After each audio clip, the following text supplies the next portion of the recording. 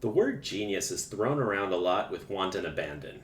Some people deserve it, and some people definitely don't. If ever there was a man that deserved the title, it would be Mike Judge. At this point, he's cemented his legendary status among film and television producers. He's brought us such classic gems as Office Space and Idiocracy, as well as television classics like Milton and King of the Hill. But for me, growing up in the 90s, it didn't get any better than Beavis and Butt-Head. This show was comedy gold. Its subtle and not so subtle social commentary were intelligently written and shown. The show even got a movie adaptation in 1996. So you can imagine my excitement that after so many years we would be getting a sequel in Beavis and Butt-Head Do the Universe. The film begins with the dynamic duo having to attend a science fair at their school. Being the ultimate slackers that they are, you can see where this is going. Hilarity ensues. They wreck the science fair and are charged with mayhem, but instead of throwing them in juvie, the judge decides to go easy on them with a softer approach. He sees potential in the youngsters, so he sends them to space camp to inspire them to do better rather than keep on slacking. A novel idea, and it would work were it not for the fact that they're Beavis and Butt-Head. At space camp, they're haplessly mistaken for engineering geniuses by the astronauts in their team, so they're chosen to undergo training for a space mission. But the meaning of doing it was lost on NASA scientists. How anyone with common sense couldn't see that Beavis and Butt-Head were only playing with the equipment to simulate sex acts and wanting to get laid, I'll never know. These scenes brilliantly showcase government inefficiencies and how siloed bureaucracy can let failures slip through the cracks. On their space mission, they of course cause even more mayhem. But rather than sacrificing herself for the common good of her crew, the Captain Serena decides to jettison Beavis and Butt-Head into space where they're sucked into a black hole. It spits them out in current day 2022. Brilliant! I already can't imagine how good this is going to be. Here, smarter alternate versions of Beavis and Butt-Head show up to warn the pair that their presence in the timeline will destroy the multiverse. This concept flies past their heads as we knew it would. They go on their merry way to discover life in 2022. The world is much different than that of 1996. They discover cell phones and Siri, which they assume was the astronaut Serena they were going to do it with back in space.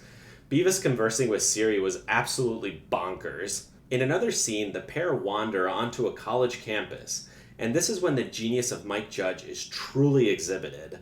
They walk into a gender studies class where they are taught what white privilege is. They then accept what they are and how they behave with the excuse that they have that privilege. Mike Judge brilliantly deconstructs woke and cancel culture so succinctly in this scene, it should be a masterclass on crafting nuance. His understanding of the current state of society is far more advanced than any other film producer alive. While Beavis and Butt-Head are discovering life in 2022, they are being chased by Serena, who is now a sitting US governor, and also by the FBI, obsessed with covering up alien life as they were mistaken for aliens. These scenes again show off government ineptitude and why faith in government is at all-time lows. The film shows the incompetence of government officials and their inability to see the forest for the trees. In the end, alternate smart Beavis and Butt-Head save the multiverse and even manage to get laid, a feat no other version of Beavis and Butt-Head are able to accomplish throughout the entirety of the multiverse. In the end, the film leaves the pair in 2022, setting up for a new season of the show to begin airing later in 2022. I personally can't wait for what social observations the show will portray. Culture and society has changed radically since 1996, both in good ways and some very bad ways. Mike Judge has proven that he is not afraid of the Twitterati woke mafia, so his handling of social commentary will be one to watch. My only gripe with the film was that it flew largely under the radar. It debuted on the streaming network Paramount Plus rather than given a theatrical release. I view this as a big mistake as it severely limits the audience size. This film could have held its own and made a decent chunk of change in the box office receipts, occurring in the new wave of counter-woke films out this year, such as Top Gun Maverick, which I've also reviewed positively. All in all, Beavis and Butt-Head Do the Universe is a fresh and creative take on modern culture. Its social commentary cuts at the heart of what is really going on in society and provides carefully crafted analysis and insight. On the surface, the movie and show may appear dumb and stupid, but deep down it is wildly intelligent. People can definitely learn a thing or two from the show and this movie. Most importantly, they can be entertained, which is so sorely lacking these days. I think it would be very worthwhile to hunt this movie down and watch it in whatever way you can. If you like this video, hit that like button and subscribe for more great content.